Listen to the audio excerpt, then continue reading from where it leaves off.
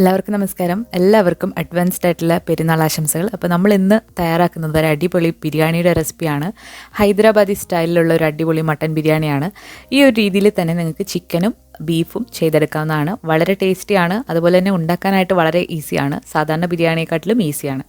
വീഡിയോയിലേക്ക് പോകുന്നതിന് മുൻപായിട്ട് നമ്മുടെ ചാനൽ ബിൻസീസ് കിച്ചൺ നിങ്ങൾ ഇതുവരെ സബ്സ്ക്രൈബ് ചെയ്തിട്ടില്ല എന്നുണ്ടെങ്കിൽ ഒന്ന് സബ്സ്ക്രൈബ് ചെയ്യുക. അതോടൊപ്പം തന്നെ ബെല്ലൈക്കൺ കൂടി ഒന്ന് പ്രസ് ചെയ്യുക.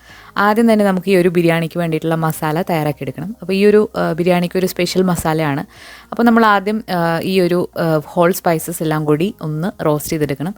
എന്തൊക്കെയാണെന്നുള്ളത് ഞാൻ ഡിസ്ക്രിപ്ഷൻ ബോക്സിൽ കറക്റ്റായിട്ട് കൊടുക്കുന്നതാണ്. അപ്പോൾ അതുപോലെ എടുത്താലും മതിയാകും. അപ്പോൾ ഇതൊന്ന് വറുത്തിട്ട് പൊടിച്ചെടുക്കണം. ഇനി നമ്മളിവിടെ 1 കിലോ മട്ടനാണ് എടുത്തിട്ടുള്ളത്. ഈ മട്ടൻ കുറച്ച് തൈരും കൂടി ഇട്ട് നന്നായിട്ട് പുരട്ടിയിട്ട് ഒരു അരമണിക്കൂറൊന്ന് മാറ്റി വെക്കണം. അതിനുശേഷം വെള്ളം ഒഴിച്ചിട്ട് നന്നായിട്ട് കഴുകിയെടുക്കണം. അപ്പോൾ മട്ടൻ്റെ എന്തെങ്കിലും സ്മെല്ലും അഴുക്കുമൊക്കെ ഉണ്ടെങ്കിൽ പോയി കിട്ടാൻ വേണ്ടിയിട്ടാണ് നമ്മളിങ്ങനെ ചെയ്യുന്നത്. അപ്പോൾ ഇനി നന്നായിട്ട് വെള്ളം ഒഴിച്ചിട്ട് കഴുകി നമ്മളിപ്പോൾ എടുത്തിട്ടുണ്ട്. ഇനി ഇതിലേക്ക് നമ്മളൊരു 1/2 ടീസ്പൂൺ മഞ്ഞൾപ്പൊടിയാണ് ചേർത്ത് കൊടുക്കുന്നത്.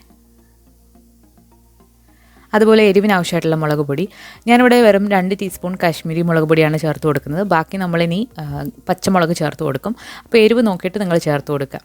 നമ്മളിവിടെ 1 ടീസ്പൂൺ മല്ലിപ്പൊടിയാണ് എടുക്കുന്നത്. ബാക്കി 1 ടേബിൾ സ്പൂൺ മുഴുവനുള്ള മല്ലി നമ്മൾ മസാലയിൽ വറുത്ത് എടുത്തിട്ടുണ്ട്. അപ്പോൾ ആ ഒരു മസാല നന്നായിട്ട് തണുത്തതിന് ശേഷം നമ്മൾ മിക്സിയുടെ ചെറിയ ജാറിലിട്ട് ഇതുപോലെ ഒന്ന് ക്രഷ് ചെയ്തെടുത്തിട്ടുണ്ട്. ഇതിൽ നിന്നും ഒരു 3 ടീസ്പൂൺ നമ്മളിപ്പോൾ ചേർത്ത് കൊടുക്കാം. 3 4 നിങ്ങൾക്ക് ചേർത്ത് കൊടുക്കാവുന്നതാണ്. അപ്പോൾ ബാക്കി നമുക്ക് അരി അതുപോലെ മട്ടനും കൂടെ ലെയർ ചെയ്യുമ്പോൾ നമുക്ക് ഇടയ്ക്ക് മിക്സ് ചെയ്ത് ഇട്ട് കൊടുക്കാം. ഈ ഒരു ബിരിയാണി വളരെ എളുപ്പമാണ് തയ്യാറാക്കിയെടുക്കാൻ, വഴറ്റലൊന്നുമില്ല. ഇനി ഇതിലേക്ക് നമ്മളൊരു 2 ഏലക്കയാണ് ചേർത്ത് കൊടുക്കുന്നത്. അതുപോലെ തന്നെ ചെറിയ ജീരകം ഒരു 1/2 ടീസ്പൂണും കൂടി ഇട്ട് കൊടുക്കുന്നുണ്ട്. ഇത് ഓപ്ഷണലാണ്. ഒരു എക്സ്ട്രാ ആയിട്ടുള്ളൊരു ഫ്ലേവർ ആ ഒരു മീറ്റിലേക്ക് ഇറങ്ങാൻ വേണ്ടിയിട്ടാണ് നമ്മൾ അതിട്ട് കൊടുക്കുന്നത്. ഇനി നമ്മൾ ഇഞ്ചി വെളുത്തുള്ളി പേസ്റ്റ് ചേർത്ത് കൊടുക്കുന്നുണ്ട്. ഞാനിവിടെ 3 ടീസ്പൂൺ വലിയതായിട്ട് എടുത്തതാണ് ചേർത്ത് കൊടുത്തിട്ടുണ്ട്. ഇനി എരിവിനാവശ്യമുള്ള പച്ചമുളക്. അപ്പോൾ ഇത് നല്ല എരിവുള്ള പച്ചമുളകാണ്. അപ്പോൾ ഞാനൊരു 5-6 എണ്ണം ചെറുതാണ് അതെടുത്തിട്ടുണ്ട്. നിങ്ങൾ എരിവ് നോക്കിയിട്ട് ചേർത്ത് കൊടുക്കുക. പിന്നെ ഈ ഒരു ബിരിയാണിയുടെ ഒരു സ്പെഷ്യൽ ടേസ്റ്റ് കൊടുക്കുന്ന ഒന്നാണ് കുങ്കുമപ്പൂവ്.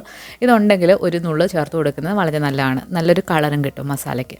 ഇനി ഇതിലേക്ക് 2 3 മീഡിയം സൈസിലുള്ള സവാള എണ്ണയിലൊന്ന് ഫ്രൈ ചെയ്തെടുത്തിട്ടുള്ളതാണ്. എണ്ണയിലോ നെയ്യിലോ നിങ്ങൾക്ക് ഫ്രൈ ചെയ്ത് എടുക്കാവുന്നതാണ്. ഇതിനൊരു സ്പെഷ്യൽ ടേസ്റ്റ് കൊടുക്കും ഈ ഒരു മസാലയ്ക്ക്. ഇനി നമ്മൾ ഇതിൽ തക്കാളി ഒന്നും യൂസ് ചെയ്യുന്നില്ല. 1 കപ്പ് തൈരാണ് ഇതിന് വേണ്ടിയിട്ട് എടുക്കുന്നത്. അപ്പോൾ തക്കാളി അരിഞ്ഞ് ഇടുന്നതിന് പകരം നമ്മൾ ഈ 1 കപ്പ് തൈരാണ് ഒഴിച്ചു കൊടുക്കുന്നത്.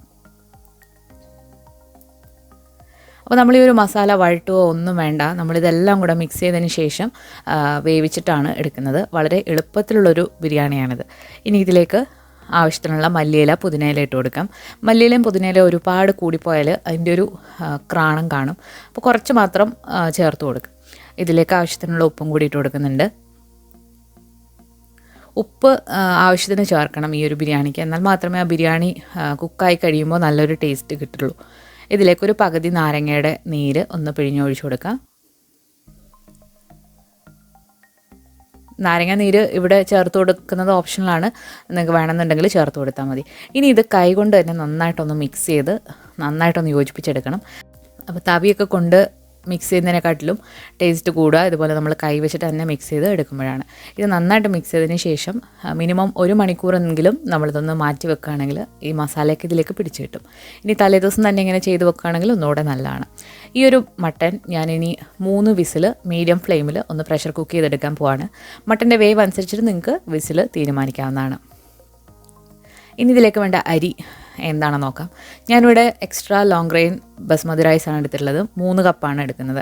ഇത് കാലാർ എന്ന് പറഞ്ഞിട്ട് ഉള്ളൊരു ബ്രാൻഡാണ്. ഇത് സാധാരണ പച്ചരിയാണ്, സ്റ്റീം റൈസ് എന്ന് പറയും.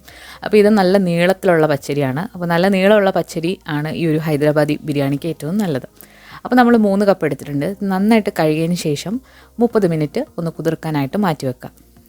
ഈ ഒരു 30 മിനിറ്റ് കുതിർക്കാനായിട്ട് വെക്കുകയാണെങ്കിൽ അരി വെന്ത് കഴിയുമ്പോൾ നല്ല നീളത്തിൽ കിട്ടും. ഇനി ഒരു വലിയ പാത്രത്തിൽ കുറച്ചധികം വെള്ളം എടുത്തിട്ടുണ്ട്. അതിലേക്ക് ഒരു 3 ഏലക്ക, 1 തക്കോലം, 1 പട്ട, ഒരു 1/4 ടീസ്പൂൺ ജീരകം, 1 ബേ ലീഫ് ഇത്ര ഇട്ട് കൊടുത്തിട്ടുണ്ട്. അതുപോലെ ഒരു ജാതിപത്രിയും കൂടി ഇട്ട് കൊടുത്തിട്ടുണ്ട്. ഇതിലേക്ക് ആവശ്യത്തിനുള്ള ഉപ്പും കൂടി ഇട്ട് കൊടുക്കാം. അതിന് ശേഷം നമ്മൾ ഈ ഒരു കുതിർത്ത് വെച്ചിരിക്കുന്ന അരി വെള്ളം ഊറ്റി കളഞ്ഞിട്ട് ഇതിലേക്ക് ഇട്ടിട്ട് നമുക്കൊന്ന് കുക്ക് ചെയ്തെടുക്കണം. അപ്പോൾ അരി കുക്ക് ചെയ്യാൻ സമയത്ത് നമ്മൾ 1 ടീസ്പൂൺ നെയ്യ് ചേർത്ത് കൊടുക്കാം.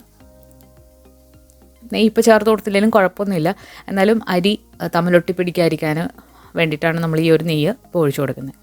അതുപോലെ തന്നെ ഒരു പകുതി നാരങ്ങയുടെ നീരും കൂടെ ഒഴിച്ചു കൊടുക്കുകയാണെങ്കിൽ അരിയൊക്കെ നല്ല പെർഫെക്റ്റായിട്ട് കുക്കായി കിട്ടും. ഉപ്പ് കുറച്ചധികം ചേർത്ത് കൊടുക്കുക. കാരണം ഇത് കുക്ക് ചെയ്ത് വരുമ്പോൾ ഉപ്പ് കറക്റ്റ് ആവണമെങ്കിൽ ഉപ്പ് കുറച്ച് മുന്നിട്ട് നിൽക്കണം. അപ്പോൾ ഇതിനി മീഡിയം ഫ്ലെയിമിലിട്ട് നമുക്കൊന്ന് കുക്ക് ചെയ്തെടുക്കാം. കുക്ക് ചെയ്യുമ്പം മുഴുവനും ഇത് കുക്ക് ചെയ്തത് ഒരു 75% മാത്രമാണ് നമ്മളിത് കുക്ക് ചെയ്തെടുത്തിട്ടുള്ളത്. നിങ്ങൾക്ക് കാണാം അരിയൊക്കെ ഇപ്പം നല്ല നീളത്തിൽ ഒന്നിൽ തൊടാതെ വന്നിട്ടുണ്ട്. ഇനി ബാക്കി ഇത് വേവാൻ പോകുന്നത് നമ്മൾ ദം ചെയ്യുമ്പോഴാണ്. അപ്പോൾ ഇനി ഇത് നമുക്കൊരു സ്ട്രെയിനറിലേക്കൊന്ന് ഊറ്റിയിട്ട് എടുക്കാം. അപ്പോൾ നമ്മുടെ മട്ടൻ അവിടെ വെന്ത് കഴിഞ്ഞിട്ടാണ് ഞാൻ അരി പ്രിപ്പയർ ചെയ്തത്. എപ്പോഴും നോൺ വെജ് പ്രിപ്പയർ ചെയ്തിട്ട് അരി വേവിക്കുന്നതാണ് ഏറ്റവും നല്ലത്. കാരണം നമ്മൾ ലെയർ ചെയ്യുമ്പോൾ ചൂടോടെ തന്നെ ഈ ഒരു അരി ലെയർ ചെയ്യുമ്പോഴാണ് നല്ല പെർഫെക്റ്റ് ടേസ്റ്റിൽ ബിരിയാണി കിട്ടുക. അപ്പോൾ നമ്മുടെ ഈ ഒരു മട്ടൻ ഇവിടെ നന്നായിട്ട് കുക്കായി ഇരിപ്പുണ്ട്. അപ്പോൾ നിങ്ങൾക്ക് കാണാം അതിൽ നിന്നും വെള്ളവും നെയ്യും ഒക്കെ ഇറങ്ങി നല്ല ടേസ്റ്റി ആയിട്ട് മട്ടൻ വന്നിട്ടുണ്ട്. മട്ടനും ഒരു 90% കുക്കായിട്ടാണ് ഇപ്പോൾ ഉള്ളത്. സാധാരണ ഹൈദരാബാദി ബിരിയാണിയിൽ മട്ടൻ കുക്കൊന്നും ചെയ്യില്ല. മസാല പുരട്ടിയിട്ട് അതിന് മുകളിലായിട്ട് 50 മുതൽ 60% വരെ വേവിച്ച റൈസ് ഇട്ടിട്ടാണ് ഹൈദരാബാദി ബിരിയാണി ചെയ്തെടുക്കുന്നത്. പക്ഷേ നമ്മൾ ചെയ്യുമ്പോൾ മട്ടന് കൂടുതൽ വേവാണെങ്കിൽ അങ്ങനെ ചെയ്യുമ്പോൾ മട്ടൻ വെന്ത് കിട്ടില്ല. അപ്പോൾ നമ്മൾ ആദ്യം മട്ടൻ ഒന്ന് കുക്ക് ചെയ്തിട്ട് ഇത് റെഡിയാക്കുകയാണെങ്കിൽ വളരെ ഈസിയാണ്. നമ്മൾ ബിരിയാണി ലെയർ ചെയ്യുന്ന പാത്രം എടുത്തിട്ടുണ്ട്. അതിലേക്ക് നമ്മൾ പ്രഷർ കുക്കറിൽ നിന്ന് ആ ഒരു മട്ടൻ്റെ മസാല ഒഴിച്ചു കൊടുക്കുകയാണ്. ഇത്രയും ഗ്രേവി ഉണ്ട്. ഈ ഗ്രേവിയും വേണം. എന്നാൽ മാത്രമേ ആ അരി നല്ല സോഫ്റ്റായിട്ട് കിട്ടുള്ളൂ. നല്ല മയത്തിൽ കിട്ടണമെങ്കിൽ ഈ ഒരു ഗ്രേവി വേണം. ഇനി ഇതിന് മുകളിലായിട്ട് നമുക്ക് ഈ ഒരു റൈസ് ചൂടോടെ തന്നെ ഇട്ട് കൊടുക്കണം. ഇനി നമ്മൾ ഈ അരി മുഴുവനായിട്ട് ഇട്ട് കൊടുക്കരുത്. കുറേശ്ശെ ഇട്ട് കൊടുത്തിട്ട് ഇടയ്ക്ക് നമുക്ക് ഒന്ന് ഫ്രൈഡ് ഓണിയനും അതുപോലെ മല്ലിയില ബാക്കിയുള്ള സാധനങ്ങളൊക്കെ ഇട്ട് ഒന്ന് ലെയർ ചെയ്ത് കൊടുക്കണം. അപ്പം നല്ല പെർഫെക്റ്റായിട്ട് അരി കുക്കായിട്ടുണ്ട്. അതുപോലെ നല്ല നീളത്തിലുള്ള അരിയാണ്. ഇനി നമുക്ക് ഇതിന് മുകളിലായിട്ട് കുറച്ച് ഉള്ളി വറുത്തത് അതുപോലെ തന്നെ ഇനി ഇതിന് മുകളിലായിട്ട് നമ്മൾ കുറച്ച് ഫ്രൈഡ് ഓണിയൻ ഇട്ട് കൊടുക്കുകയാണ്. അപ്പോൾ ഇത് ഞാൻ കടയിൽ നിന്ന് വാങ്ങിച്ച ഉള്ളിയാണ് ചേർത്ത് കൊടുക്കുന്നത്. അതുപോലെ നിങ്ങൾക്ക് ഇഷ്ടമാണെന്നുണ്ടെങ്കിൽ അണ്ടിപ്പരിപ്പ് മുന്തിരിങ്ങയും ചേർക്കാം. നമ്മൾ മലയാളികൾക്ക് പൊതുവേ അണ്ടിപ്പരിപ്പ് മുന്തിരിങ്ങയും ബിരിയാണിയിൽ ഇഷ്ടമാണ്. അപ്പോൾ അതുകൊണ്ടാണ് ഞാൻ ചേർത്തത്. ശരിക്കുള്ള ഹൈദരാബാദിൽ അത് ചേർക്കില്ല. മല്ലിയില പുതിനയില ഇട്ട് കൊടുത്തു. പിന്നെ കുറച്ച് പാലിൽ മഞ്ഞൾപ്പൊടി കലക്കിയതാണ്. അത് ആ ഒരു മഞ്ഞ കളർ കിട്ടാൻ വേണ്ടിയിട്ടാണ് നമ്മൾ ഇങ്ങനെ ചെയ്യുന്നത്. ഇനി നമുക്ക് ഇതിലേക്ക് 1-2 ടീസ്പൂൺ നെയ്യൊന്ന് ഇതുപോലെ ഒന്ന് ചുറ്റിച്ചു കൊടുക്കാം. അതുപോലെ തന്നെ നമ്മൾ നേരത്തെ ഒരു ബിരിയാണി മസാല തയ്യാറാക്കി വെച്ചിട്ടുണ്ട്.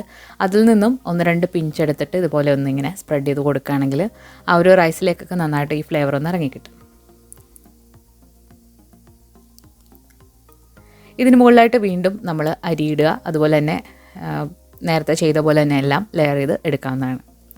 ഇതിനു മുൻപ് നമ്മളൊരു ഹൈദരാബാദി ചിക്കൻ ബിരിയാണി ഇട്ടിട്ടുണ്ട്. അതൊരുപാട് പേര് ട്രൈ ചെയ്ത് നോക്കിയിട്ടുള്ളതാണ്. അപ്പോൾ അതിൻ്റെയൊക്കെ ലിങ്ക് ഞാൻ ഡിസ്ക്രിപ്ഷൻ ബോക്സിൽ കൊടുക്കാം. നിങ്ങൾക്ക് താല്പര്യമുണ്ടെങ്കിൽ കണ്ടു നോക്കാം. അതുപോലെ കഴിഞ്ഞ ദിവസം ഒരു ബിരിയാണി ഇട്ടിട്ടുണ്ടായിരുന്നു. അതൊരു സ്പെഷ്യൽ ബിരിയാണിയാണ്, ചിക്കൻ ബിരിയാണി. അപ്പോൾ അത് സൂപ്പർ ടേസ്റ്റാണ്. അതും നിങ്ങൾ ട്രൈ ചെയ്ത് നോക്കാവുന്നതാണ്. അപ്പോൾ എല്ലാം നമ്മൾ ലെയർ ചെയ്ത് എടുത്തിട്ടുണ്ട്. അപ്പോൾ ഇനി നിങ്ങൾക്ക് ഇത് നന്നായിട്ട് അടച്ചതിന് ശേഷം ദം ചെയ്തെടുക്കാം. അപ്പോൾ ദം ചെയ്യുമ്പോൾ നിങ്ങൾക്ക് മാവ് കുഴച്ചിട്ട് സൈഡിൽ സീൽ ചെയ്യാം. ഞാനിവിടെ വളരെ എളുപ്പത്തിൽ ഇതുപോലെ ഒരു ഫോയിൽ വെച്ചിട്ടാണ് കവർ ചെയ്തിട്ടുള്ളത്. ഇതിനി നമുക്ക് ദം ചെയ്തെടുക്കണം. ദം ചെയ്യുമ്പോൾ തവയുടെ മുകളിൽ വെച്ചിട്ട് ദം ചെയ്യാം. അല്ലാന്നുണ്ടെങ്കിൽ ഓവനിൽ നമുക്ക് ദം ചെയ്തെടുക്കാവുന്നതാണ്.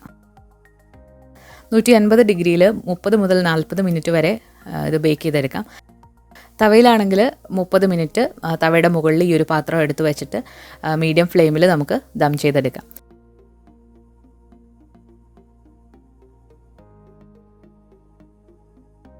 ഇപ്പോൾ നമ്മൾ ദമ്മൊക്കെ പൊട്ടിച്ചിട്ടുണ്ട്. നല്ല പെർഫെക്റ്റായിട്ട് ഈ ഒരു റൈസ് ഒന്നുകൂടെ നീളം വെച്ച് നല്ല ടേസ്റ്റി ആയിട്ട് വന്നിട്ടുണ്ട്. അതുപോലെ താഴെ ഉണ്ടായിരുന്ന ആ ഒരു മസാലയിൽ നിന്നുള്ള വെള്ളമൊക്കെ ഇതിൻ്റെ മുകളിലേക്ക് വന്നിട്ട് നല്ല മയമുള്ള ഒരു റൈസാണ്. അതുപോലെ അടിയിലത്തെ വെള്ളമൊക്കെ വറ്റി നല്ല പെർഫെക്റ്റായിട്ട് മീറ്റും എല്ലാം കൂടി വന്നിട്ടുണ്ട്. അടിപൊളി മണമാണ് അത് തുറക്കുമ്പോൾ തന്നെ. നമ്മളിത് സെർവ് ചെയ്യുമ്പം അടിയിൽ നിന്ന് മസാല എടുക്കുക, മുകളിൽ നിന്ന് റൈസ് എടുക്കുക. അതുപോലെ തന്നെയാണ് സെർവ് ചെയ്യുന്നത്.